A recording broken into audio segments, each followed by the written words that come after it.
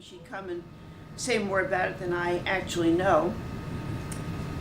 But let's start with Turkmenistan. But first, a little introduction to this trip, which many of you have heard already. It was a trip to the 5 stands plus Kazakhstan, and I did it in 2010, so it's old, sort of. And I arranged it through the internet. I was noodling around and looking for a travel agency in Central Asia that could help me plan the trip. And as I've told people before, I do this a lot. And if they write me back, if there's a lot of them, and they write me back in English that's intelligible, and they actually answer my questions, and I say, okay, I'll go for it. And that's what I did this time. Except this was the most complicated trip I've ever taken.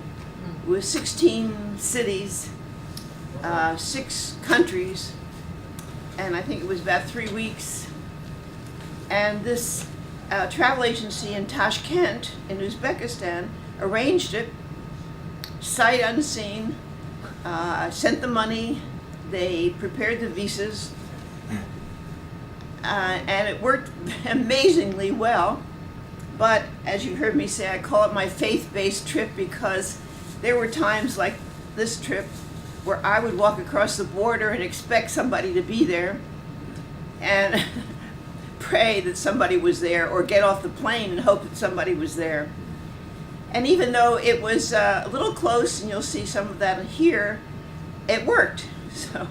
So here I am living to tell about it. That was the only danger of the trip, is that something got screwed up, like my visa, which has happened, or they forgot to arrange for somebody, which never happened.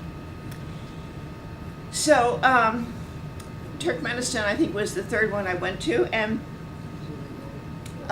anybody been there? It's a very strange place. So she is a woman I saw in a very unusual little grocery store, because I never saw any grocery stores in Turkmenistan. This was a little place like a 7-Eleven, and she was selling the toothpaste, whatever. But I thought she had such a lovely, serene face that I enlarged it, and there she is. Not all the women I saw, didn't see a whole lot of them. The women I saw in the marketplace or something were not fully covered like she is. But it is a Muslim country, and some of them are dressed like that way. It's not like Iran or Saudi Arabia where you have to cover. It's nobody said anything to me because I wasn't covered. So, but I'm going to start out with, I've mentioned to some of you that one of the last places which I thought was in Turkmenistan, turns out to be Uzbekistan, was that I was very close to not being met as I crossed the border. And so I'm going to start out with those 5 or 6 slides because it was so sort of funny. And it's in a place called Urgench, which I thought was in Turkmenistan. It turns out it's in Uzbekistan, but it was my last stop in Uzbekistan. And it does have historic significance. I'm not sure what it was because my guide was not exactly wonderful. But he took me to some places, and the best place he took me to was to his house. So you'll see that. And I met his mom.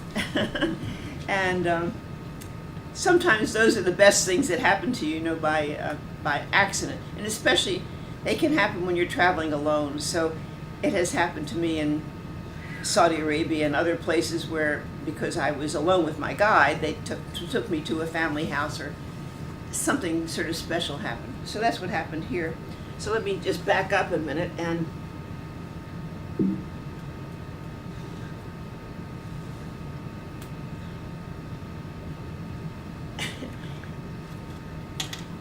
I've had very good guides. So this was in Urgench, and I was walking from I don't know how. I was walking anyway, and I expected a guide to be there to greet me. I don't remember why I was walking. I was left off, I guess, there. And I'm walking and I don't see anybody. There's a big boulder there, and there's some guys hanging around on top of the boulder, and one of them is yelling. And I assumed it wasn't to me because nobody would yell at me like that, but it was. And finally he was trying to say my name, and finally trying to tell me that he was my guide and he'd been waiting for me for 3 days. I don't know why, because this agency did not screw up like that. Your image is not right on the screen. Yeah. So good. It was okay before. Is that better? Yes. Yeah. Much better. Okay, so this guy was very well dressed, as you can see, and young, and he loved his phone. So if you think Central Asia is underdeveloped because they don't have iPhones there, they do.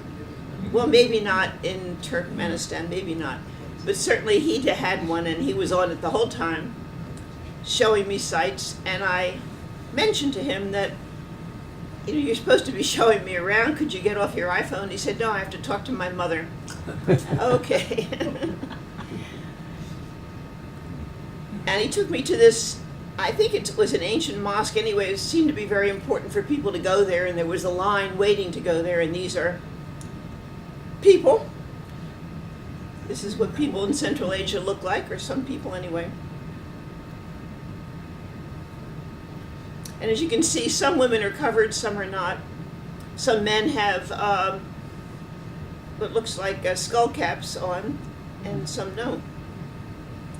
So it was getting to be lunchtime, and he took me to this place and put me in a booth and helped me order my lunch, and then he disappeared, and it turns out he'd found a nice young woman that he seemed much more interested in than he was in me, which I can understand that.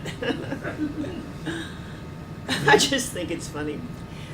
I'm not very good at ancient monuments or ruins or history or anything like that, but I really go to travel to see what people live like in these countries. So, just like anywhere else. Okay, this is his mom. And she is actually very adorable and lovely. And he's her only child, and they live together, and she's a single mom. And the reason I was there was because I was taking a plane to Ashgabat in Turkmenistan, and it was at 3 o'clock, and he didn't know what to do with me after he took me to the lunch place and the few sights that there were to see in his little town. So he said, do you want me to take you home and you can take a nap? And I said, yes, that's a great idea. So that's what he did. And you can see his outfit a little better here. It's quite stylish. So she is trying to learn English, and she's showing me her English words in her refrigerator. And she's so adorable. I don't know, she must be not a day over 30, I guess. I don't know what she is, but he's very creepy. I don't know how she produced such a creepy guy. And this is their living room. On my side here is the couch where I took my nap. But you can see that it's not equipped for modern day electronics. Neither is my living room either, but I managed to hide my wires a little better. So, and then on the way to the airport, I saw this horse and mule, I guess, and wagon. And if you remember what I showed you about Uzbekistan, the 4 cities, Tashkent, Bukhara, Samarkand, and Khiva, are very sophisticated cities, ancient cities, but very beautiful and built up. So it's unusual to see a horse and donkey on the road. But of course, that is the way most Uzbeks live, in the rural areas. So it was interesting to see that. So now we go to Turkmenistan. Okay.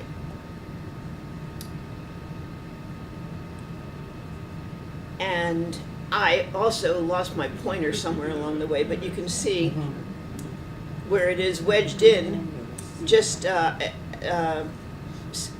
of Uzbekistan, next to Iran. This is all these places you hear about sometimes. You don't hear as much about them as you should, because these are very critical places that are close to China and Russia, and they are quite involved in these countries, but we're not. So there's Kazakhstan, the largest of the stands, Uzbekistan, Turkmenistan, and I was in Kyrgyzstan. Oh, hi, KGB.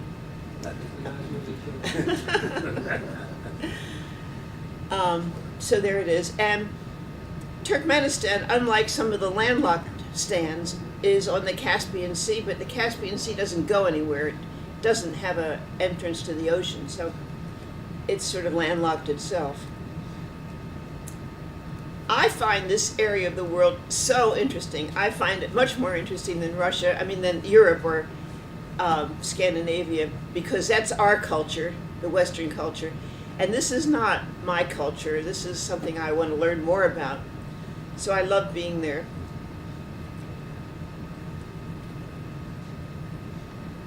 When I was in Azerbaijan, the gray one, I was anxious to get to Central Asia from there, and I knew that Turkmenistan was right across the Caspian Sea. That black dot is Baku, the capital of Azerbaijan, and I knew there's some way to get from Baku to Turkmenistan, and it turns out there is, but I didn't have the guts to do it. There's a ferry, a sort of a ferry or a boat that goes between them. And then the other thing I knew about, but I didn't have the courage to do it either, was there's a flight that goes from Baku to Astana, the new capital of Kazakhstan, which I showed slides of that about a year ago. I finally got there on different trips, both to different trips, but I could have gotten there from Baku. Baku is a good transportation center to Central Asia, which I wasn't sure about. Even though I travel alone, I'm not that courageous sometimes. Oh, great, thank you. Okay, thank you. So, Turkmenistan is bordered by Kazakhstan, as you can see, to the northwest, Uzbekistan to the north and east, Afghanistan to the southeast, which didn't get on this map, Iran to the south and southwest, and the Caspian Sea to the west, all of which is really very interesting to me. So, there's about 6 million people in Turkmenistan. It has the lowest population of any of these 5 Central Asian states. The capital is Ashgabat, and you'll see what it looks like. I don't know about you, but I was not expecting it to look that way. So Ashgabat has less than 1 million people, 650,000 people. And it has these ancient cities, and there's Urgench. And again, I'm not sure whether Urgench is in Turkmenistan or Uzbekistan, but anyway, Merv and Mary, which we went through, and I don't have very clear pictures of those places. They're small, but ancient places. So they speak Turkmen, Russian, and Uzbek. Largely Turkmen is a language, Central Asian language. You can't get into Turkmenistan without a guide. The other stands are fairly loose, but this one is a very locked-in country. It's very secretive and very mysterious, and you can't just get off the boat and walk around. I don't think you can. It was started, of course, all of these stands were part of the Soviet Union. So when the Soviet Union broke up, which explains to some extent why, although they're all Muslim, predominantly Muslim, it's what I call Muslim light, because during the Soviet Union, the Russians sort of obliterated religious culture, destroyed or closed mosques, synagogues, churches. So when, after the fall of the Soviet Union in 1991, some of this religious stuff was restored.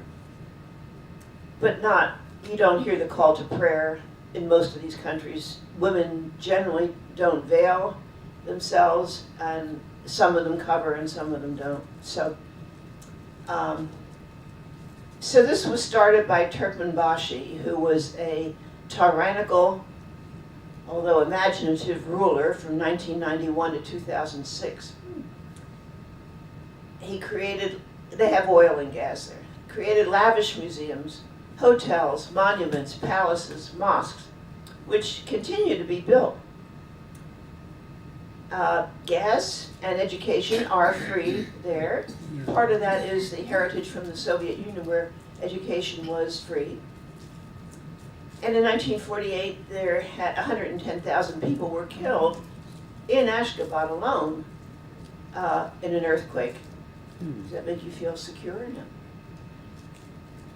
So this was getting off the flight. I thought it was so interesting to see what these women were wearing. So they had covered their heads, but very beautiful. Unlike Saudi Arabia, where everything is black, they had very colorful headscarves and outfits, and their arms were showing. And this is some people waiting to get on, not my plane, but a plane that was going to New York. And many people in this line were wearing Middle Eastern garb, like this man. And I thought about the customs people in New York and what a job they would have trying to figure out who's who and what's underneath the garb. Anyway, so they have a large airport in Ashgabat with regular international flights and another international airline in Turkmenbashi, which is the coastal city, which I could have gone to from Baku by boat, but I didn't. Anyway. So they have more than one government airline, but the main one is Turkmenistan Airlines, which I don't remember if I think that was the flight I was on. And they have completely American Boeing aircraft. The air transport carries more than 2,000 passengers daily in the country. International flights annually transport over 500,000 people into and out of Turkmenistan, and they have very interesting routes all over Central Asia. I'd like to go back there and take a few more flights, but they also have a train system. So this part of the world has been around for thousands of years, and Turkmenistan has been at the crossroads of civilizations for centuries. In medieval times, Merv, which is, I think, a city I passed through, was one of the great cities of the Islamic world and an important stop on the Silk Road. The Silk Road is sort of synonymous with the stands. And it was a caravan route used for trade with China until the mid-15th century. Turkmenistan was annexed by the Russian Empire in 1881 and later figured prominently in the anti-Bolshevik movement in Central Asia. That led to a lot of wars in Central Asia, the Bolsheviks against the traditional people there, more than I can figure out in my brain, except there were a lot of wars there, and especially in Tajikistan.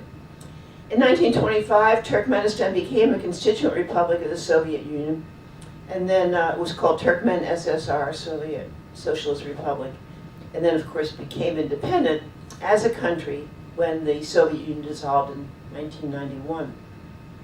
But you see these 15th century relics in museums there. So the capital is Ashgabat,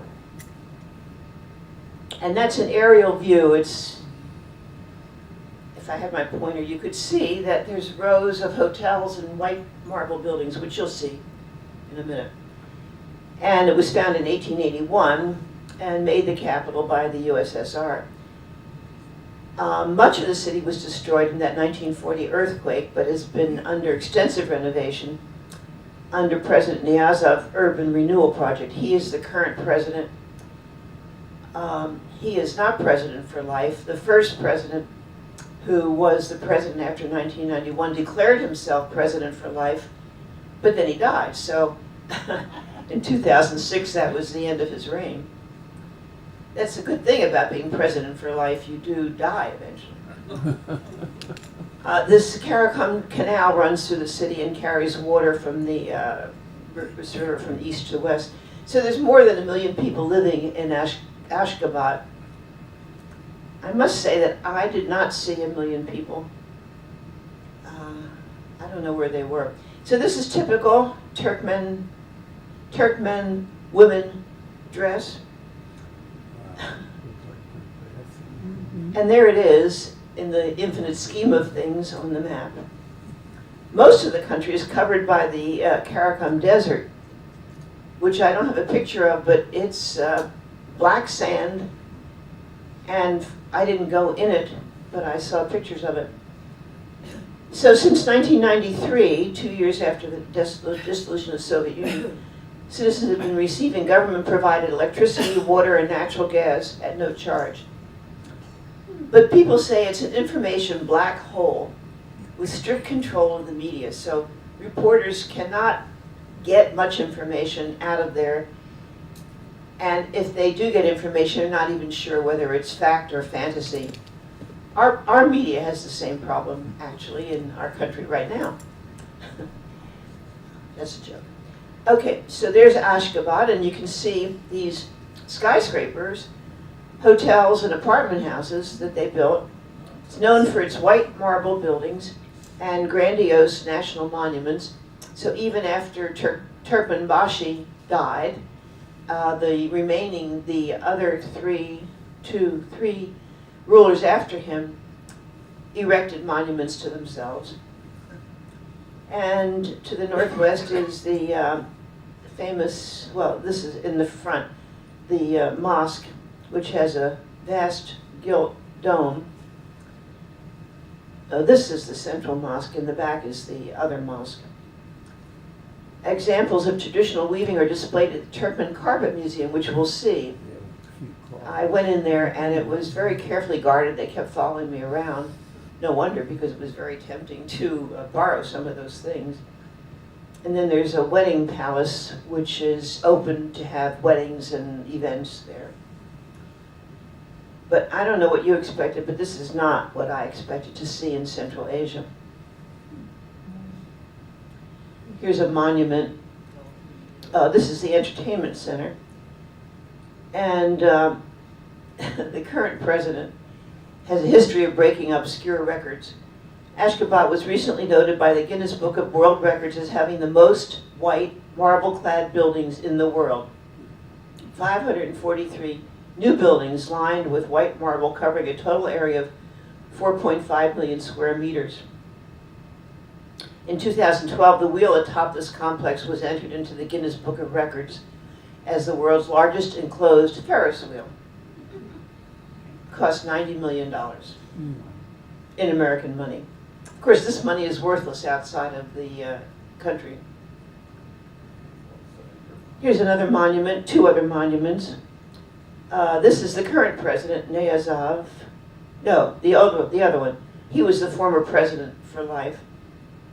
And he really enjoyed making monuments to himself.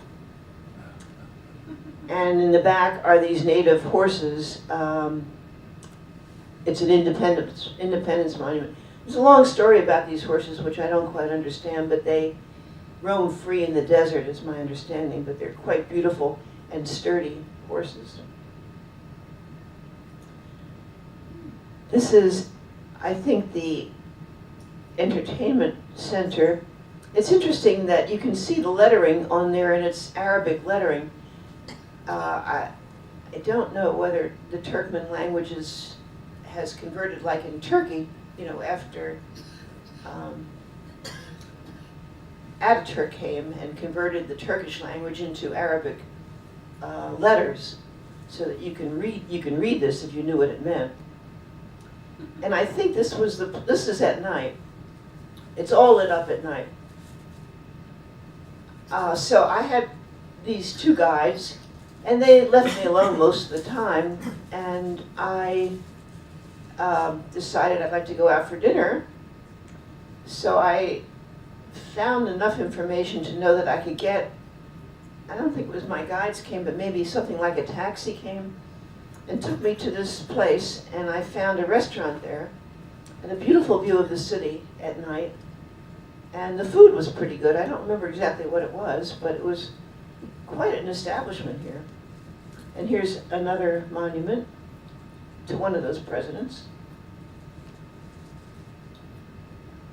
And this is a hotel, not the hotel I stayed in, I don't think.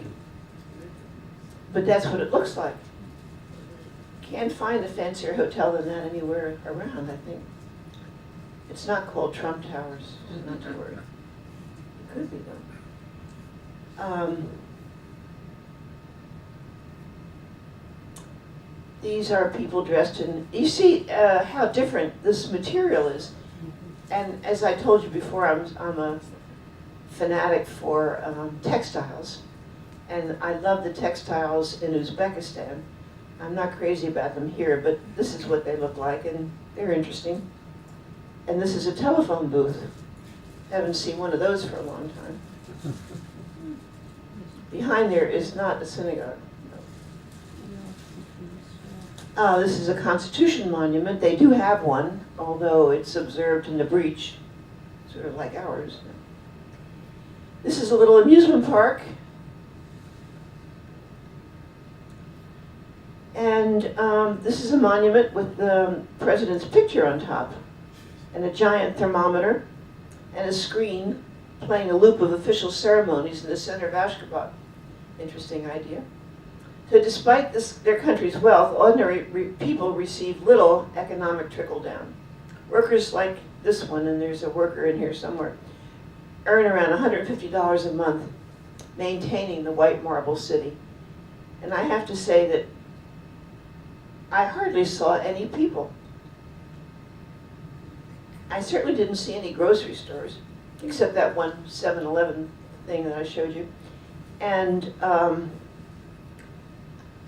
assuming people live in these apartment houses and in these hotels, but I didn't see them walking around. I don't know where they were.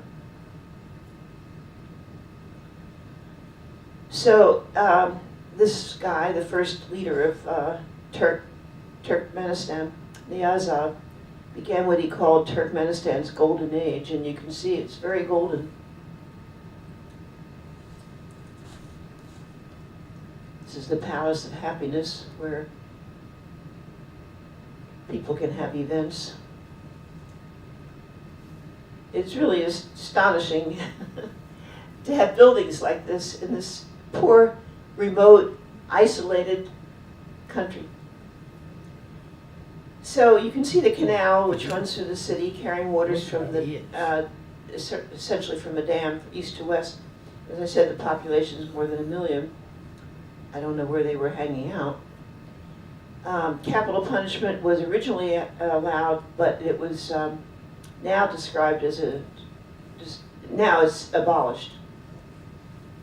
There's a step forward there. It was described as an exceptional punishment for the heaviest of crimes, so very rarely used, and now it's not used at all. And there are these buildings. A few cars, you can see. One thing about it is when you don't have many cars, there's not much traffic, so you can see that these beautiful freeways hardly have any cars on them. Very well planted, even though it's a desert basically there. More monuments. It's quite a piece of rock there, beautiful. And they have a very sophisticated train system, which, according to Wikipedia, will be ready for the Olympic Games in 2017. Does anybody remember the Olympic Games being in Ashgabat? No. Huh? Yes? I know. I don't know what Olympic Games there were, but apparently they developed this very sophisticated train system for that event. And there they are. That's like what we're going to have outside of our building soon. I think we saw this building before, but it's hard to tell because this is a waterfall running down the front of this building. By the way, a lot of these pictures are not my pictures because well, I only spent a few days there, and I was in a car with my guides most of the time. But this is the Golden Domed Mosque. I think this is, well, you wouldn't know anyway, I would just make it up. I think this is the museum. It happened to be closed the day I was there, so I never got to see it. But that's the museum. Yeah. Didn't see it. That's a mosque. These are just quotes from people who said things on the internet about Turkmenistan. It gives you sort of a flavor of how repressive it is. This is an information black hole, as well as the eccentric nature of Berdimayev's, I think he's the current president, ever-growing personality cult. Means that every story takes on an air of plausibility. It could be right. There was a rumor, for example, in the Western press, that women were not allowed suddenly to drive in Turkmenistan. And nobody knew how to confirm that rumor or not, and it turned out not to be true. So women can drive there. The press is essentially frozen out of the country, and stories that are stranger than fiction come out of the country. Sorting the real from the fake in the bizarre media world of Turkmenistan is an article. And the journalist says, how do you report from a secretive nation where information is scarce and the absurd often turns out to be true? The Calvert Journal caught up with leading journalists covering Turkmenistan who explain how they try to make sense out of what's real. And this is some of the things. While Turkmenistan does not have national media outlets, all remain under strict state control. Newsreels heavily feature the president, who can be seen visiting construction sites, factories, or featuring only those crimes that the government wants to use as propaganda are reported. Sorry, this is a little garbled here. Anyway, I think you get the idea that most of the media centers around pictures of the president doing something like getting a hole-in-one and showing off his new Air Force. And he's a horseman, but when he fell off the horse, the officials scrambled to stop any spectators from taking pictures. There are mobile phones around, but it turned out that people got the picture of him falling off the horse and showed it, but that is not permitted there. And even experienced journalists are left struggling to tell fact from fiction away from the glare of the president's stage-managed presence. To begin with, reporters rarely find a way into the country at all. Instead, being refused visas or having their permission to enter the country withdrawn at the last moment. Those who make it into the country are supervised throughout their stay. And you say to me, well, did that apply to you? I don't think so. My travel agent in Tashkent got all my visas, so I didn't have to worry about it. And I think my guides were guides. I don't think they were government agents, and I didn't feel spied upon. But then who was I? Nobody. So, but if I'd been a reporter, I can see that I might have had problems. So anyway, I think you get the point. This is a very beautiful monument of some sort. And a journalist says people are afraid of or intimidated. The telephone lines can be listened in on, and email accounts or chat forums can be hacked. We're getting to that point now. Anything that doesn't follow the official political line can be seen as slander, and I guess prosecuted. This is what some of the journalists say. Most of what is happening in Turkmenistan is crazy. Rising prices means that once basic foodstuffs such as sugar are now a luxury. At the same time, the president is spending $1 billion on a hotel and golf course. The president is the only person in Turkmenistan who plays golf. And there's a statue of one of these presidents. And somebody said that this president is acting as Turkmenistan's answer to Rambo. Rambo is a big warrior played by Sylvester Stallone. I'm trying to remember who Rambo was. Anyway, he was a big hero among some people who like violence. But this is not a violent country. So Turkmenistan has a level of repression and human rights abuse that means it's often compared to North Korea, which we don't really know what North Korea has. Isolated and secretive, Turkmenistan's internet is heavily censored and independent media outlets non-existent. In its 2017 survey, Reporters Without Borders ranked Turkmenistan in 178th place out of 180 countries. So I think it was North Korea and Eritrea that ranked last. And I don't know anything about how many political prisoners there are, and that information I couldn't find it. Here's a big, empty, 8-lane highway leading to the Monument of Neutrality.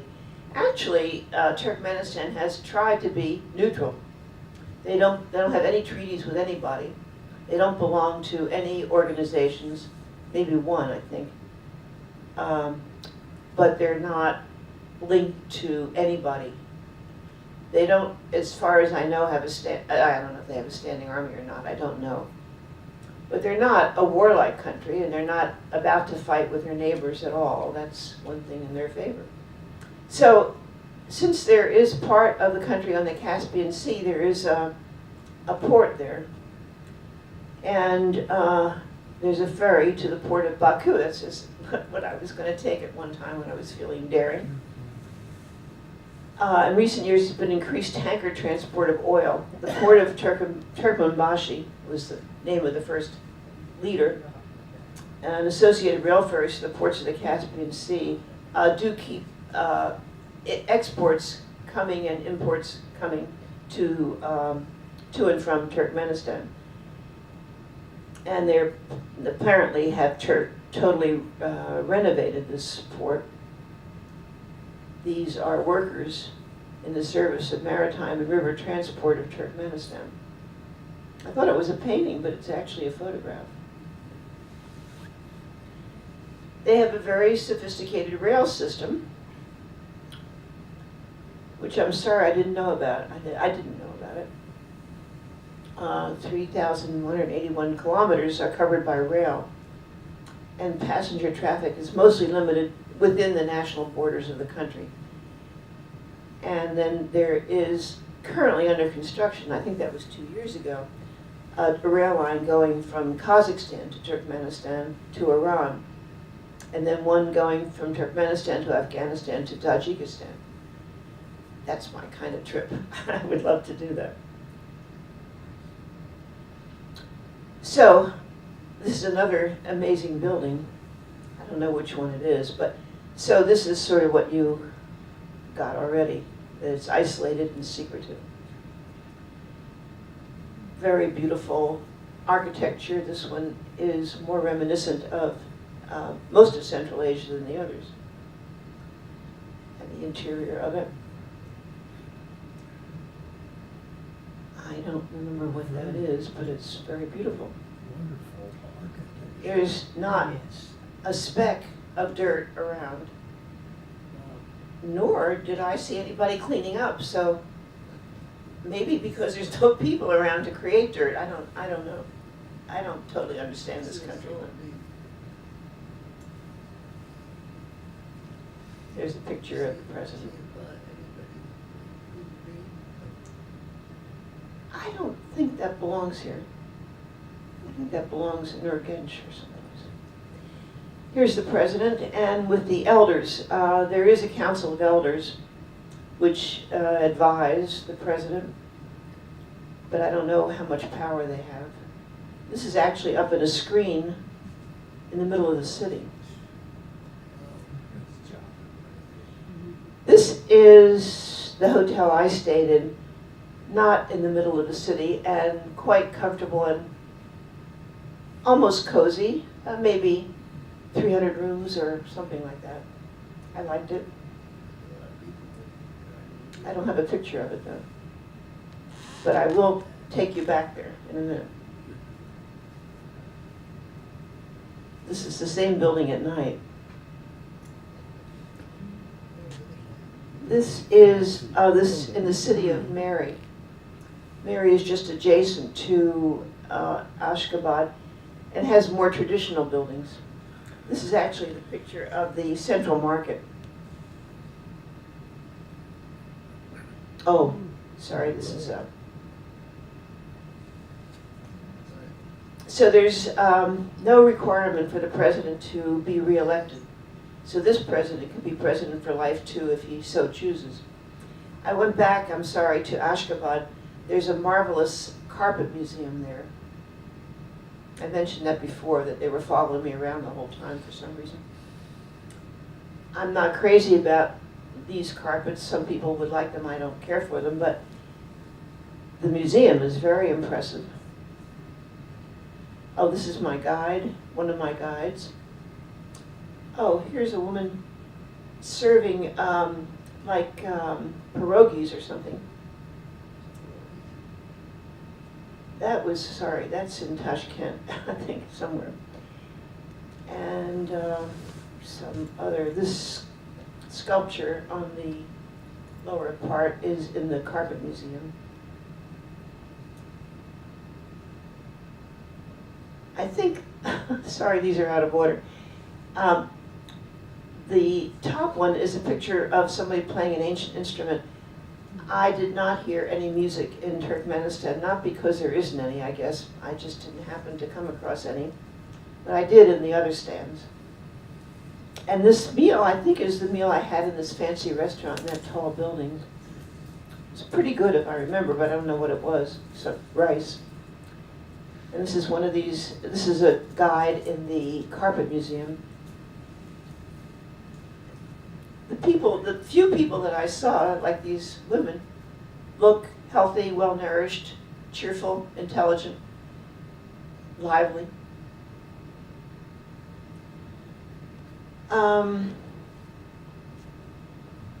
It's a little too much. The first president, the first president banned opera and the circus for being insufficiently Turkmen. But they have been restored, I gather. In education, the government increased basic education 10 years from 9 years, and higher education was extended from 4 years to 5 years. The current government has increased contacts with the West, which is eager for access to the country's natural gas riches. These are people just hanging out, and you can see the women are not covered. Some are, but most are not. This is not my picture. I stole it from the internet. That would have been quite interesting to see this parade. I don't think it was a spontaneous outburst. So the Obamas visited the current president while he was still president. So I think it was in, I wasn't there, but maybe around 2010, 11. And one may say, well, why would we consort with dictators like these people? And of course we do that all the time. But of course, the other thing is Turkmenistan is a wealth of natural gas and oil. So Turkmenistan had the third worst press freedom conditions in the world, 178 out of 180, just before, I told you this. And it's considered to be one of the 10 most censored countries. Each broadcast began with a pledge that the broadcaster's tongue will shrivel if he slanders the country, flag, or president. That doesn't give you much leeway. It sort of eliminates Saturday Night Live and a few things like that. Religious minorities are discriminated against for conscientious objection and practicing their religion by imprisonment, preventing foreign travel, confiscating copies of Christian literature, or defamation. I would imagine the jails are full of people, but I have no idea. Many detainees who have been arrested for exercising their freedom of religion or belief were tortured and subsequently sentenced to imprisonment, many of them without a court decision. Homosexuality is illegal in Turkmenistan. Not that unusual. This is the currency. I don't know which king that was, but president, probably the first one. Throughout the post-Soviet era, Turkmenistan had taken a neutral position on almost all international issues. 2005, this current president closed all hospitals outside of Ashgabat and all rural libraries. The year 2006 saw intensification of the trends of arbitrary policy changes, shuffling of top officials, diminishing economic output outside the oil and gas sector, and isolation from regional and world organizations completely. China was among a very few nations to whom Turkmenistan made significant overtures. China's not stupid. So again, you know about Ashgabat. And this is a Russian Orthodox church. So there are some of those, and there are people who are Russian Orthodox. This is one of the buildings, I think the one I had dinner in, but I'm not sure. It's really quite a treat to go around at night and see these buildings lit up. So this was a lot of fun. When I got back to my hotel after dinner, I heard all this music going on. Oh, I did hear music, that's right, from this wedding. And I poked my head in, and these men at the table beckoned me to come in and insisted that I have food, which I had just eaten, but the food was actually, looked and was delicious.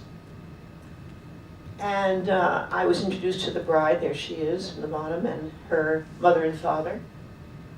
And they were dancing and I had to dance. And I had so much fun, that was really great. So there are people who live somewhere in Ashgabat and who have fun. And I don't know where they live ordinarily, but they were very nice. That's the things, you know, when you travel alone again, that you stumble across that are really fun. But then there's these things. No people. Maybe they all speak Russian. Okay, this is the little 7-Eleven, where that beautiful young woman actually was a salesperson here somewhere. But this woman is not covered, you can see that. And her arms are exposed, very un-Islamic. But they sell everything there, from Clairol hair dye to noodles, all sorts of things. It was on the outskirts of town. We saw it as we were leaving. These are my guides.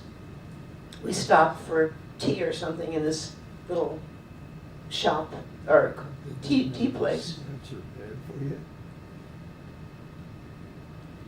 And this is the Central Market at Mary. I think I showed you the picture on the right there.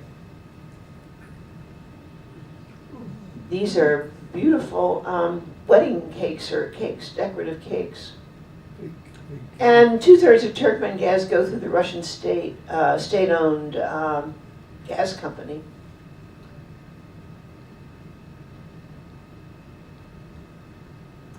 This is the very beautiful mosque with the blue domes. So Turkmenistan possesses the world's 6th largest reserves of natural gas resources, which I guess is how they can afford to build these things. I don't think it's slave labor or prison labor. I don't know how these things get built. It's remarkable. So gas production is the most dynamic and promising sector of the national economy. In 2010, Ashgabat started a policy of diversifying export routes for its raw materials. So they do now export a lot more than they did before. China is set to become the largest buyer of gas over the coming years as a pipeline linking the two countries through Uzbekistan and Kazakhstan reaches full capacity. In addition to supplying Russia, China, and Iran, Ashgabat took concrete measures to accelerate progress in the construction of the Turkmenistan, Afghanistan, Pakistan, India pipeline. And you know that even experienced journalists are left struggling to tell fact from fiction away from the glare of the president's stage-managed presence. Turkmenistan is a net exporter of electrical power. They have a lot of dams there to Central Asian republics and southern neighbors. Most of the irrigated land is planted with cotton, making the country the world's 9th largest cotton producer. Nice. I didn't see anybody picking cotton. This is the Russian Orthodox Church again. So Muslims constitute 89% of the population, while 9% are followers of the Eastern Orthodox Church. And the remaining 2% people are reported as non-religious, which could be a combination of a lot of different things. Religious classes are held both in schools and in mosques with instruction in Arabic, so they can read the Quran and the Hadith and the history of Islam. It's quite a beautiful church. So this is the Carpet Museum, which is very impressive. I do like that carpet a lot. And that one.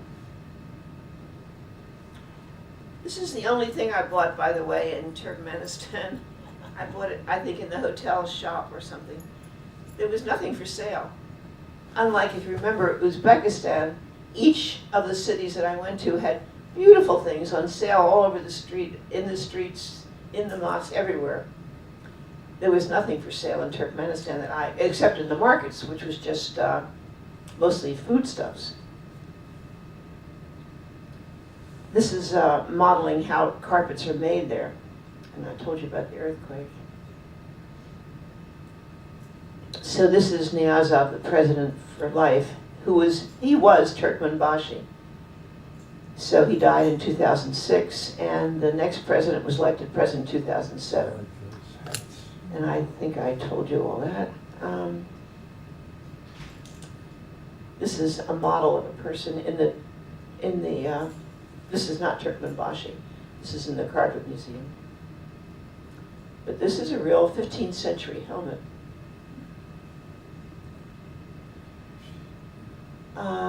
This is, again, in Mary. Mary is this town that was a very ancient town. Still has camels there.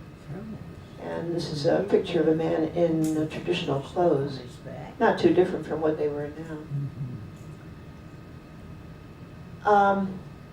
Despite the launch of Turkmenistan's first communications satellite, Turkmensat-1, in April 2015, the Turkmen government banned all satellite dishes in Turkmenistan the same month.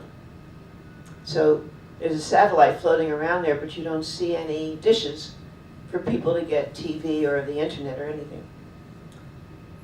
They would have to be removed or destroyed, despite the communications receiving antennas have been legally installed since 1995. This was an effort to block the government to fully block access of the population to many hundreds of independent international media outlets which are currently accessible in the country only through satellite dishes, including all leading international news channels in different languages. They can't get them. The main target of the campaign is Radio Azatlik, the Turkmen language service of Radio Free Europe and Radio Liberty. It is the only independent source of information about Turkmenistan and the world in the Turkmen language, and is widely listened to in the country if they can get it.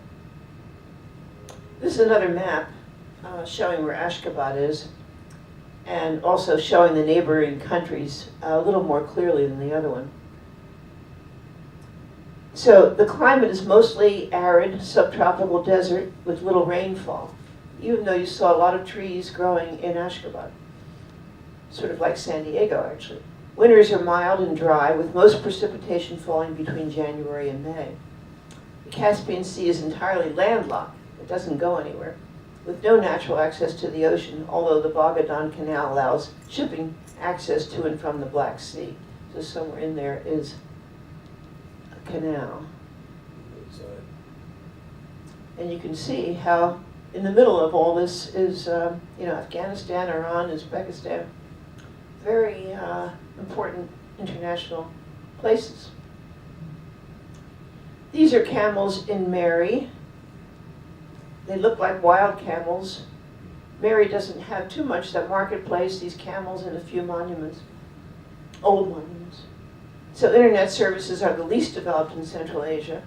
Internet users in Turkmenistan are roughly 5% of the total population, which makes me think that my guide in Urgench must have been in Uzbekistan, because cell phones are widely used there, but not very much seen in Turkmenistan. This is, again, not my picture, but this is Turkmen students in university uniform parading around for some reason. And again, thanks to the Soviet Union's policy on education, 10 years of education are universal and mandatory and free. And I guess there are universities. I don't remember seeing any. So in order to get back to Uzbekistan, I had to cross the border on foot. My guides left me off somewhere, but it was very hot, probably at least over 100. And there I am walking. And fortunately there was, I think, a Japanese woman. I don't know what she was doing there, but she had a little parasol. And she let me walk under her parasol for a while until she realized how slow I was. And I shared my bottle of water with her. And then she walked on to the customs place, and I stumbled across there. I was dehydrated and exhausted and hot. And oh, the other thing was, the trucking business is fairly vigorous there. You don't see them on the street, but they were lined up to go through the customs there. And so I had to walk past all these trucks that were, with their motors going, because it's the only way they could probably have air conditioning in there to keep cool. And I was inhaling all these fumes from all these trucks. So there were two customs places, and I got through them okay and stumbled out of them. And my driver was there from Uzbekistan. I guess I was walking to Uzbekistan, back to Uzbekistan. And he saw me staggering, and he came out with a bottle of water and rushed toward me and helped me get in the car, and I survived. But I tell you, there were times when I wasn't sure I was going to. The hazards of independent travel. So that's the flag, and that's Turkmenistan. From my point of view, which is very limited, of course. I don't know, let's see, it's, okay. So I think I'll save Tajikistan for another day, because that's pretty interesting. Maybe I'll get Andrea from the beauty shop to come and talk about why she left Tajikistan. So that's it. See, that's just a hint, but I'm not going to talk about that. Okay, so thank you very much for coming, and I recommend going to Turkmenistan. It's very interesting when you're in the neighborhood.